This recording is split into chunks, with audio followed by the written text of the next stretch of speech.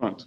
O- Olá, eu vou falar sobre a técnica de Dream Booth de modelos para fine tuning. O meu nome é Arthur e esse é o artigo que eu vou que essa apresentação é baseada nesse. Esses são os autores e esse vai ser o sumário que eu vou que é usado que é baseado nessa apresentação. Tem a motivação, o método baseado em modelos de difusão e também alguns experimentos aqui. Começando pela motivação, o que a gente quer fazer para esse, essa técnica é mudar o contexto de uma imagem, especificamente do sujeito dessa imagem. Por exemplo, é, nessa descrição aqui, você vai encontrar um relógio que vai para esses dois tipos de para o Imagen e para o Dali, eles têm essas peculiaridades. Você quer tentar mudar o contexto, mas acontece que só o Imagen consegue fazer esse contexto mudar. E ainda um dos problemas que você ainda tem é a fidelidade. Você não tem uma fidelidade muito boa. Por exemplo, aqui o Dali 2 ele tem esse fundo do relógio, ele fica amarelo, ao contrário das imagens do input, que são as reais. Aqui o 3 ele tá preto ao invés de estar nessa região e tá amarelo. Enquanto a técnica do Dream Proof, ele consegue fazer essa fidelidade e e fazer um novo contexto. Então é uma técnica bem interessante. É, ela se chama assim por causa dessa expressão Magic Photo Booth, que parece que o sujeito ele está meio que mudando de contexto, assim, como se fosse um foro bufo. Uma coisa interessante disso tudo é que ele só usa três a quatro imagens para poder você fazer esse fine tuning, esse ajuste fino. Ah, aqui nesse, por exemplo, são usadas três imagens. O Dream Booth ele funciona muito bem para modelos de text-to-image grandes, de difusão. No caso aqui, o artigo ele menciona que não funciona tão bem para GANs, porque você precisa de muitas imagens para poder evitar esse overfitting, eu vou explicar, vou dar alguns exemplos mais tarde, daqui a pouco. O método, ele é um pouco mais complicado. A essência da essência, você vai treinar a UNet do modelo de difusão que você está usando. Mas nessa apresentação aqui eu não vou falar tanto assim, porque isso aqui é um pouco complicado, e eu vou fazer o seguinte, eu vou tratar isso como se fosse uma black box. Eu eu vou tentar evitar falar sobre como exatamente vai ser esse treinamento. Mas eu vou puxar só alguns conceitos essenciais para tentar explicar e vai dar para tirar algumas conclusões interessantes. Primeiro, a gente vai relacionar, é, puxar essa loss function, que é a função de perda desse modelo de difusão. E aqui a gente teve essa introdução nas nossas aulas, e aqui vai ser a função de perca que o modelo de difusão normal, sem ter nenhum fine-tuning, vai ter no caso, não ter nenhum Python do Dream Booth, vai apresentar. Esse é o que meio que a base. Eu vou usar isso daqui mais tarde. Essa aqui eu vou pular um pouco essa explicação. Aqui, o Dream Booth incompleto, é o que eu vou estar chamando nesses slides por enquanto, é o que significa basicamente pegar um par de um Unique ID, ou seja, um ID único, um identificador único, em um sujeito e inserir esse sujeito esse par aí no modelo de difusão. O sujeito ele vai ser atrelado a essas imagens, por exemplo, aqui está sendo um cachorro, e o Unique ID, que vai ser o ID único, ele funciona como se fosse um nome desse cachorro, para diferenciar de outros cachorros que já tem na base do modelo. Ah, com esse par, você vai atrelar uma label, uma imagem, uma label para essa imagem, e você pode usar essa label aqui, A identifier, class noun. No caso, o identificador, ele é esse ID único, e esse sujeito vai estar ligado com o class noun, que seria como se fosse uma classificação do sujeito. Por exemplo, aqui seria, se você estivesse falando de um cachorro chamado, sei lá, cachorro. Não, desculpe. Um cachorro chamado Michael. O identificador seria Michael e o class noun seria dog. Deixa eu ver. Pronto, o class noun ele seria justamente um classificador rough, ele seria aproximado, um classificador aproximado desse sujeito. Isso pode ser provido tanto pelo usuário como por um classificador treinado. Agora eu quero falar um pouco sobre os rare tokens, os tokens raros, os identificadores de tokens raros.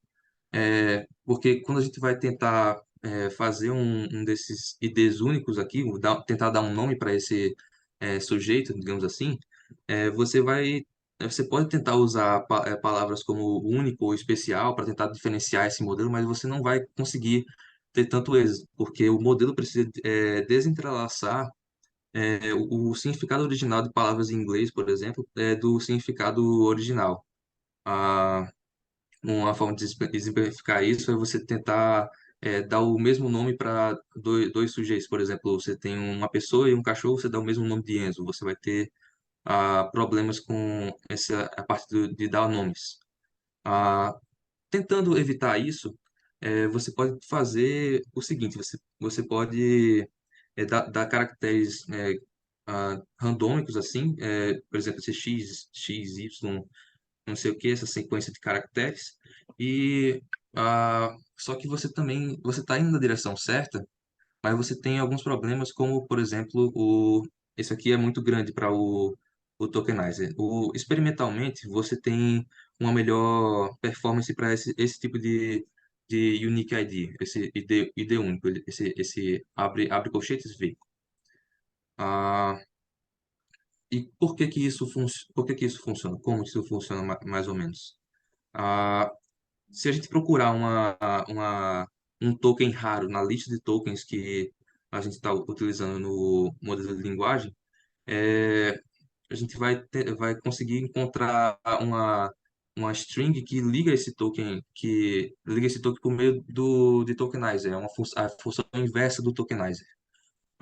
Ou seja, você consegue um token raro e você consegue, por meio de essa função que pode ser treinada, digamos,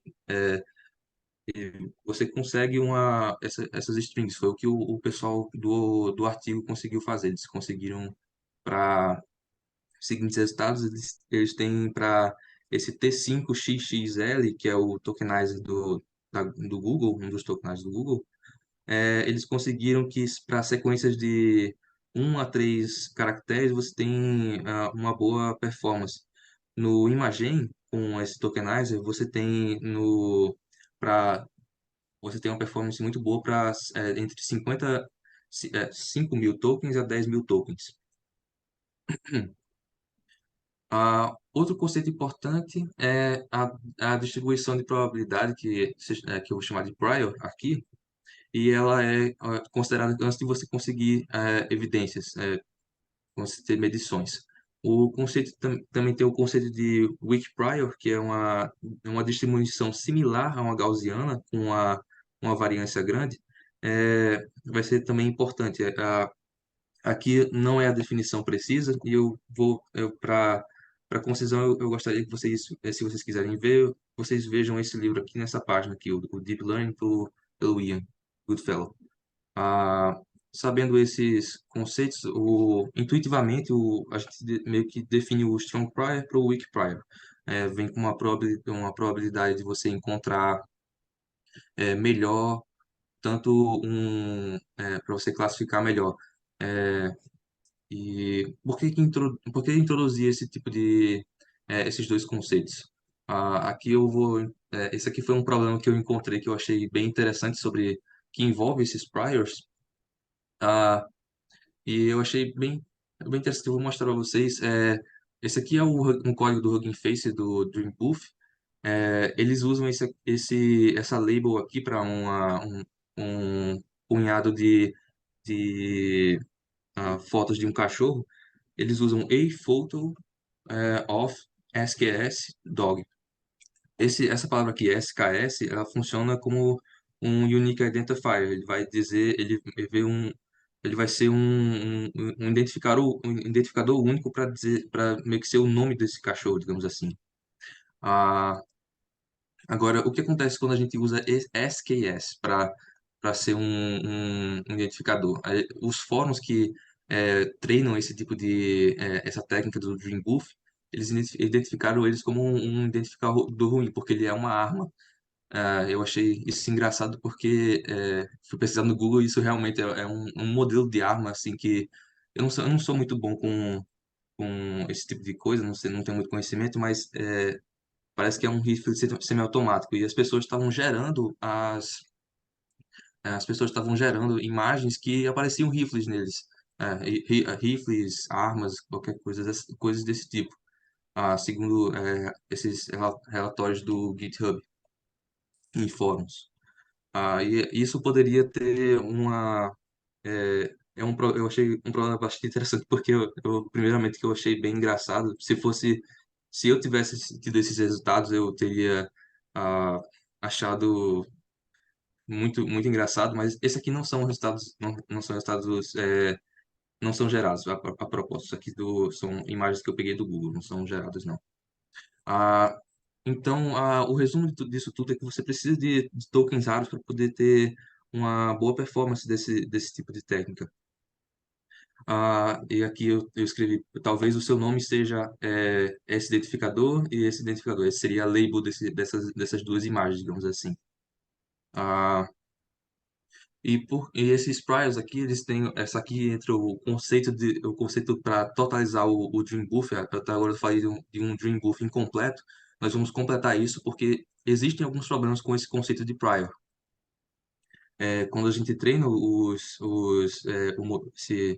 modelo de difusão, por exemplo, o Stable Diffusion, você consegue ter alguns problemas com esses priors que eles têm, são esses dois aqui, o Language Drift e o Reduced Output Diversity. A diversidade é reduzida dos outputs. O Language Drift eu acho que o que a gente estava comentando sobre eu não me lembro o termo em português que vocês estavam comentando, eu acho que era sobre esquecimento catastrófico. É algo, aqui o Language Drift ele funciona como, vou dar um exemplo de como ele funciona. Se você quer traduzir do francês para o alemão, e você vai do francês para o inglês para o alemão, dependendo da forma como você treina esse modelo, você pode fazer com que o francês ele traduza diretamente do alemão, ou seja, ele vai esquecer o inglês, o modelo. Isso aqui é chamado language drift e ele geralmente acontece em modelos de linguagem. Agora, isso também, os autores observaram que isso acontece também para modelos text-to-image. O modelo, ele devagar, ele começa a esquecer como é que se geram sujeitos da mesma classe, na mesma classe do alvo, que nos casos seria, por exemplo, aquele relógio ou um cachorro, talvez. Ah, o problema 2 ele é a redução da diversidade que ah, você tem. Por exemplo, nessas imagens aqui, esses são os inputs, esses são as imagens do Dream Booth incompleto, e esse aqui é do Dream Booth completo, que eu vou explicar daqui a pouco. No Dream Booth incompleto, você tem uma diversidade muito pequena. Você vê que as fotos são muito semelhantes, o background também é meio semelhante, a forma com que o cachorro aqui está posicionado é um pouco semelhante. E já aqui como se fosse o Dream Booth completo, você vê que tem uma diversidade maior, tanto de lugares quanto da posição, da angulação que o cachorro está sendo observado. Para tentar evitar esses dois problemas, os autores sugeriram esse tipo de modelo autogênico, digamos assim, auto significando próprio e gênico significando criação, geração, seria o Autogenesis Classic Specific Prior Preservation Loss. Isso, ele mitiga esses dois problemas aqui. E como ele faz isso, ele pega as próprias gerações e meio que tenta se comparar para tentar melhorar a si mesmo, entende? Eu vou explicar um pouco melhor. Então, isso aqui a gente vai mudar como é que a gente implementa isso? A gente vai mudar a função de perca que eu introduzi há algum tempo atrás, no começo da apresentação. Aqui é a nova função de perca. Deixa eu ver. Esses são os termos que são novos, são gerados, ah, eles são gerados pelo próprio modelo.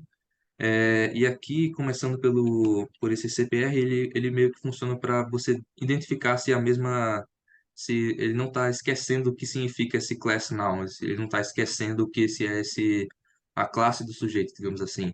E aqui ele está ele está pegando um prior não tocado, assim, ele não está, ele está pegando a primeira parte da difusão do modelo do processo de difusão e está colocando isso como se fosse uma constante, digamos assim, para ver se ele não está se esquecendo, não está se esquecendo, não está alterando os priors.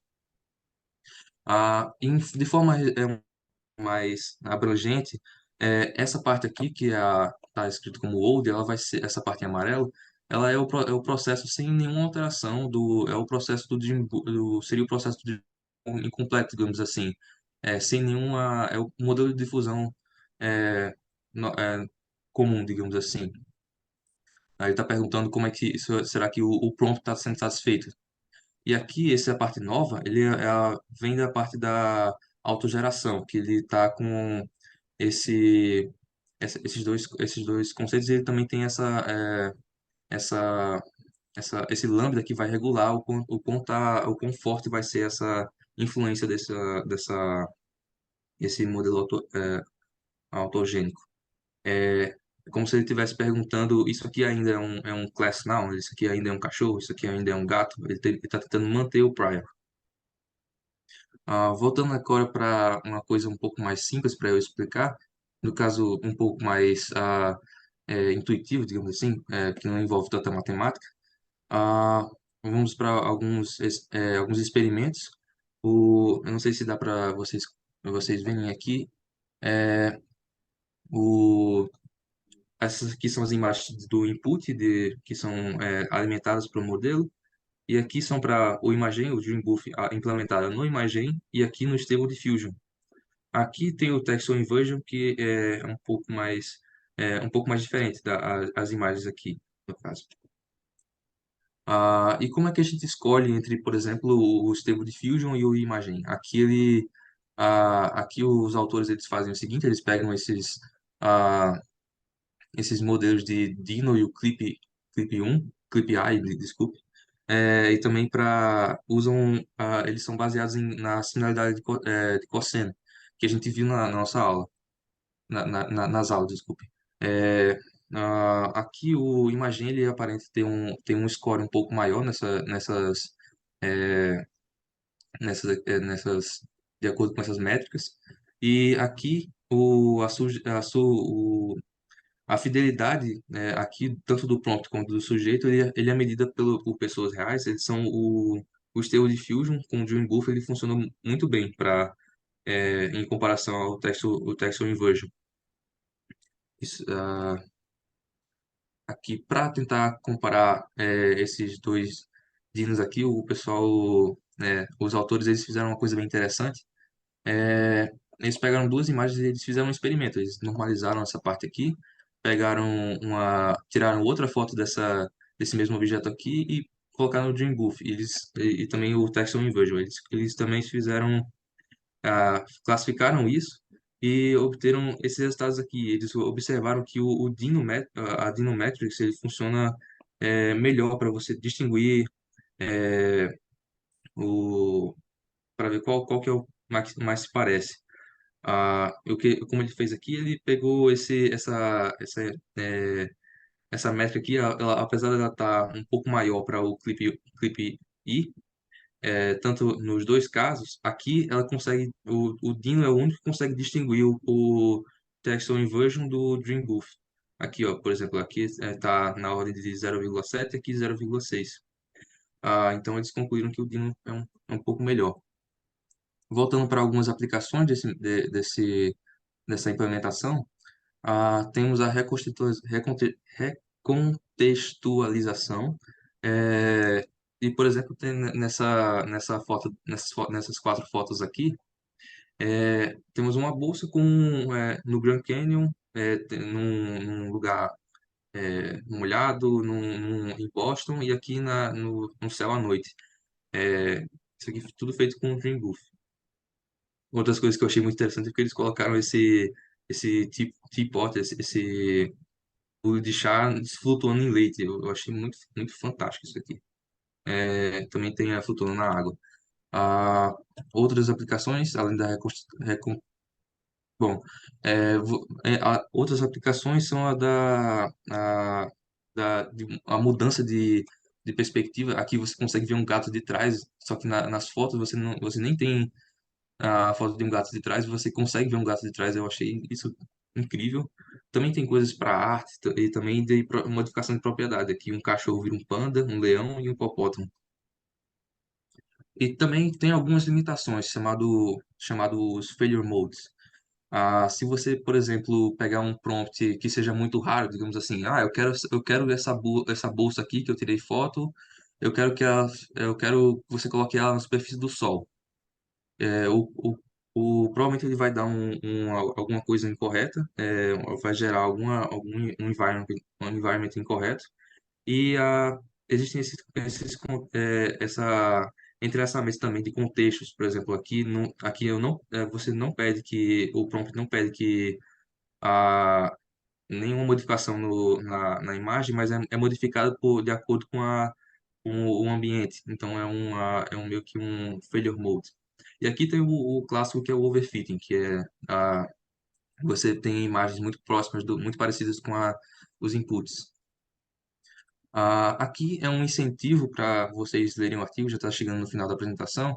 Essas aqui são imagens que eu não, que são é uma continuação das imagens que eu tinha mostrado no começo da apresentação.